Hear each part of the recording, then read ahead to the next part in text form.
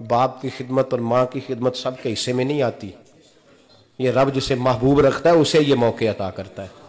خوش نصیب ہے جسے بوڑھا باپ ملے اور وہ نوکری کرے. خوش قسمت ہے جس کو بیمار ماں ملے اور وہ نوکری کرے.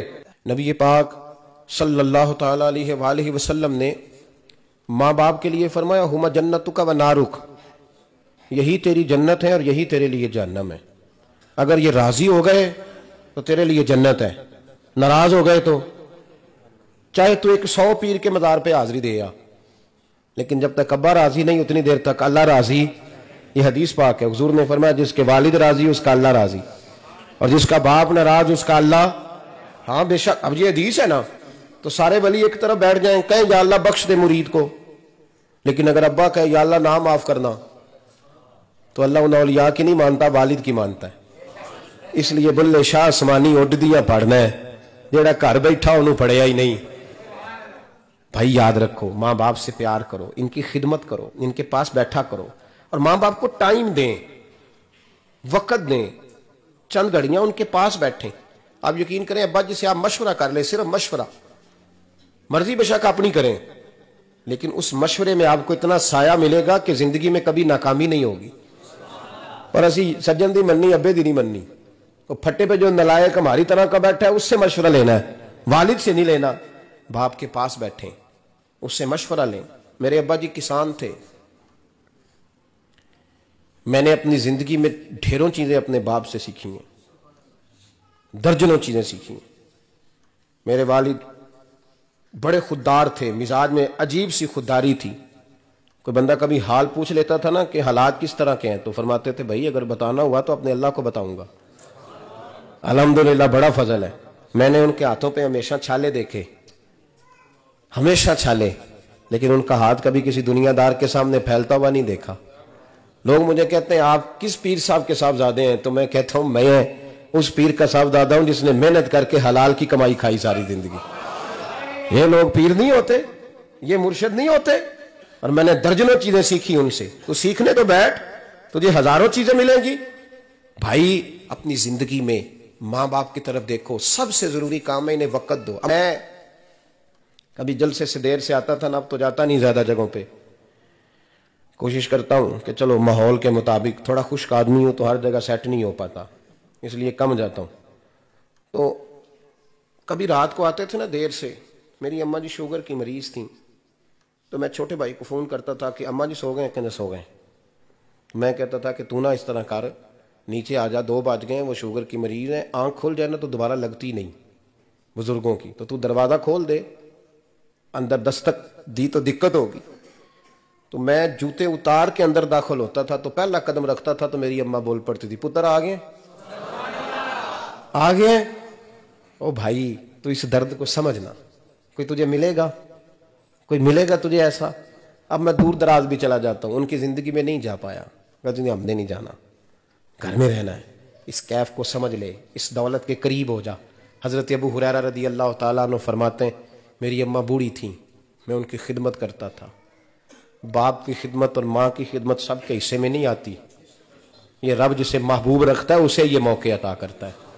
خوش نصیب ہے جسے بوڑھا باپ ملے اور وہ نوکری کرے. خوش قسمت ہے جس کو بیمار ماں ملے اور وہ نوکری کرے. حضرت ابو ہریرہ فرماتے ہیں میری اماں بوڑھی تھیں تو ان کا معدہ کمزور ہو گیا تھا، تو میں اٹھا کے پخانہ پیشاب کرتا تھا تو کئی دفعہ میرے اوپر کر دیتی تھی. یہ حضرت ابن جوزی علیہ رحمہ نے اس کو لکھا ہے. فرماتے ہیں میرے دل میں خیال آتا تھا کہ میں بڑا خدمت گزار ہوں اپنی ماں کا. ایک دن میں حضرت عمر کے پاس بیٹھا تھا ان کے دور خلافت میں، تو ایک شخص آ گیا.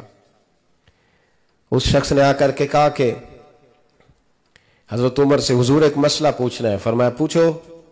وہ کہنے لگا حضور میری اماں بوڑھی ہو گئی ہے، بیمار رہتی ہے، مریضہ ہے، مجھے آواز دیتی ہے بیٹے پیشاب آیا ہے، آواز دیتی ہے تو میں اماں کو اٹھاتا ہوں. ابھی میں بیت الخلاء تک، واش روم تک جاتا نہیں کہ میری اماں میرے اوپر پیشاب کر دیتی. حضرت عمر سے کہنے لگا حضور بچپن میں اماں پہ پیشاب کرتا تھا، اب اماں میرے اوپر کر دیتی ہے تو حق ادا ہو گیا نا. حضرت ابو ہریرہ کہتے ہیں جب اس نے سوال پوچھا تو میرے بھی کان کھڑے ہو گئے. میں نے کہا یہ تو میرے والا مسئلہ پوچھ رہا ہے، میرے والا مسئلہ پوچھ رہا ہے. میرے پاس ایک دوست جمعہ پڑھنے آتے ہیں بڑی دور سے، مجھے کہنے لگے حضرت صاحب جدوں بھی میں آنا نا تسی میری ہوئی گل چھیڑ دیندے ہو، وہ جو بات ہوتی ہے نا بالکل میری ہوتی ہے. میں نے کہا نہیں یار جو میں کر رہا ہوتا ہوں وہ میری بھی ہوتی ہے، وہ سارے معاشرے کی ہوتی ہے. ہمیں لگتا ہے کہ میری ہو رہی ہے، حالانکہ وہ بات ہماری سب کی مشترکہ ہوتی ہے. سن لیں اور یاد رکھ لیں. حضرت ابو ہریرہ فرماتے میرے کان کھڑے ہو گئے. میں نے کہا اس نے تو میری بات پوچھنی شروع کر دی. حضرت فاروق اعظم سے کہنے لگا حضور بچپن میں اماں پہ پیشاب کرتا تھا، وہ میرے اوپر کر دیتی ہے تو حق ادا ہو گیا؟ حضرت عمر کہنے لگے نہیں کوئی نہیں ہوا. اس نے کہا حضور مجھے سمجھائیں، وہ سارے کام جو میں اماں کے ساتھ کرتا تھا اماں میرے ساتھ کرتی ہے تو کیوں نہیں ہوا؟ حضرت عمر کہنے لگے بھائی پیشاب تو بھی اماں پہ کرتا تھا اور اماں بھی تیرے اوپر کرتی ہے، پر تیری اور تیری ماں کی سوچ میں بڑا فرق ہے. اس نے کہا حضور کس طرح؟ تو کیا جواب ہے سیدنا فاروق اعظم کا، لو کان نبی بعد لکان عمر ابن خطاب. کیا جواب ہے؟ حضرت عمر فرمانے لگے تیری اور تیری ماں کی سوچ میں بڑا فرق ہے. کہا حضور کس طرح؟ فرمایا جب تیری اماں تیرے اوپر پیشاب کرتی ہے نا تو دعا کرتا ہے کہ یا اللہ بوڑھی ہو گئی ہے اسے پردہ دے دے، اور جب تو اپنی اماں پہ پیشاب کرتا تھا تو وہ دعا کرتی تھی یا اللہ میرے لال کو لمبی زندگی عطا فرما. فرمایا یہ تیرا اور اس کا فرق ہے، تو پردے کی دعائیں.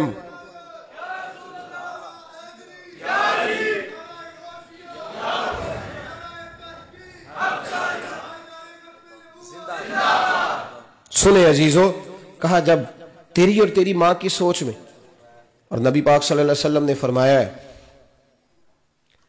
جتنے بھی گناہ انسان کرتا ہے نا اللہ کریم سزا کو روک دیتا ہے، قیامت میں سزا دے گا. اور جو ماں باپ کا نافرمان ہے نا اس کو دنیا میں بھی سزا ملے گی. جو ماں باپ کا نافرمان ہے اسے دنیا میں بھی.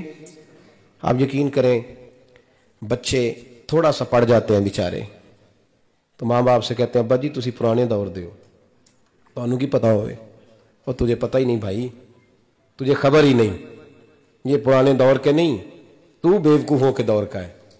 تو سمجھ یہ کوئی تعلیم ہے؟ اکبر الہآبادی نے کہا تھا ہم ایسی لاکھوں کتابیں قابل ضبطی سمجھتے ہیں، ضبط کرنے کو دل کرتا ہے. ہم ایسی لاکھوں کتابیں قابل ضبطی سمجھتے ہیں جن کو پڑھ کے بیٹے باپ کو خبتی سمجھتے ہیں. بات کرنے والی ماں اور باپ اتنا بڑا درجہ ہے. اور بھائی سن لو اور اس بات کو یاد رکھنا، دنیا میں سیابی ہونے سے بڑی ولایت کوئی نہیں. سارے ولی غوث کتب ابدال مل کے بھی سیابی کے قدموں کی خاک تک کو نہیں پہنچ سکتے، لیکن حضرت اویس کرنی سیابی نہیں بن سکے صرف اپنی اماں کی وجہ سے، پیچھے رہے. محبوب نے فرمایا تو وہاں رہ کے ماں کی نوکری کر، تیرا نبی تجھ سے راضی ہے. اتنا بڑا کام انہوں نے چھوڑ دیا، حضور کی ظاہری زیارت نہیں کر پائے، اور تو کہتا ہے میں فلانے پیر صاحب کے آستانے پہ ہوتا ہوں، اماں بڑے بھائی کے پاس ہوتی ہے، میں جاتا ہوں تنظیموں کے ساتھ جماعتوں کے ساتھ اور اماں فلانے کے ساتھ. یہ کیسی بات ہوئی؟ یہ کس طرح کا مسئلہ ہوا؟ جو تیری ڈیوٹی ہے اس ڈیوٹی کو پہلے ادا کر، نوکری کو پہلے کر، فرائض کا ادائیگی پہلے کر.